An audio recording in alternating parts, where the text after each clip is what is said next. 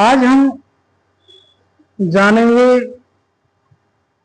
भोजन के पचने की क्रिया के बारे में। मानव में पाचन कैसे होता है, मानव की पाचन क्रिया कैसे होती है और भोजन पचता है किस प्रकार से पचता है। जब हम या कोई भी जीव भोजन ग्रहण करता है, सबसे पहले भोजन मुख गुहा में जाता है और मुख गुहा के बाद ग्रास नली, आमाशय, छोटी आंत, बड़ी आंत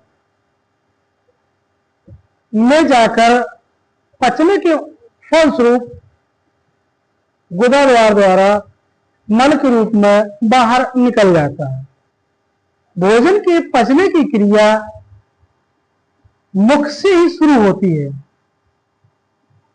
जब भोजन को किया जाता है तो सबसे पहले भोजन मुख गुहा यानी मुंह में जाता है और मुंह में विशेष प्रकार की आकृति के दांत पाए जाते हैं जो 4 प्रकार के होते हैं और यह जो दांत होते हैं बहुत ही कठोर होते हैं। यह जो दांत 4 प्रकार के कठोर दांत होते हैं, इनका ऊपरी सिरा एनिमल का होता है जो बहुत ही कठोर होता है। मनुष्य में मुख गुहा में इस तरह के दांत व्यवस्थित होते हैं या पाए जाते हैं। सामने के जो दांत होते हैं वो कृंतक कहलाते हैं, जो भोजन को काटने का कार्य करते हैं। जो भी मानव द्वारा या जंतुओं द्वारा खाया जाता है उसको काटने का कार्य कृंतक द्वारा किया जाता है। जब ये भोजन कट जाता है तो फाड़ने का काम, भोजन को कुतरने का काम रदनक दांत द्वारा किया जाता है।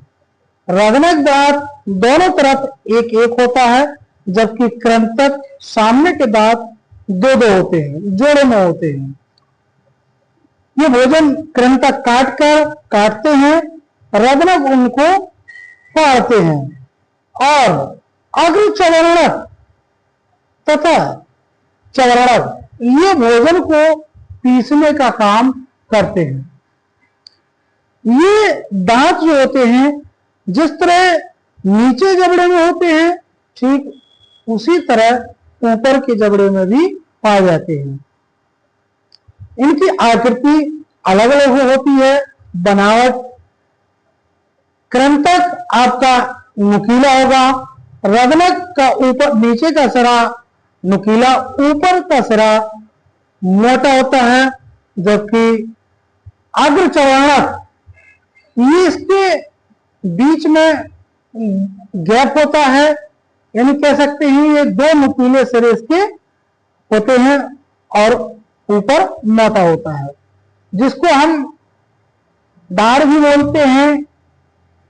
इसी तरह थोड़ी सी संरचना में अंतर, मोटा दांत जो होता है उसको हम चवर्णक बोलते हैं। इस तरह से मानव के मुख में दांतों की संरचना होती है।